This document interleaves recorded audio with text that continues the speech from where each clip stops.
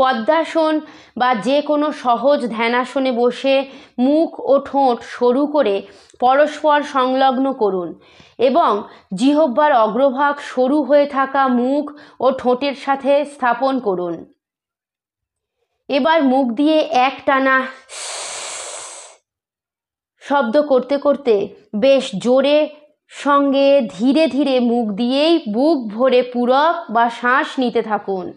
শ্বাস গ্রহণ শেষ হলে 5 থেকে 10 সেকেন্ড বায়ু ধারণ বা কুম্ভক করে তারপর উভয় নাক দিয়ে শ্বাস ত্যাগ বা রেচক করুন।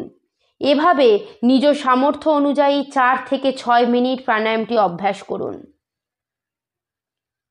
প্রতিবার কুম্ভকের সময় চিন্তা করতে হবে আমার আলস্য নিদ্রা ও তমভাব দূর হয়ে যাচ্ছে এবং আমার দেহমন দিব্য শক্তির অধিকারী হয়ে উঠছে। শীতলী প্রাণায়াম অভ্যাসে আলস্য, নিদ্রা, জড়তা ও শারীরিক দুর্বলতা দূর হয়ে দেহ স্বাস্থ্য উজ্জ্বল ও বলশালী হয়।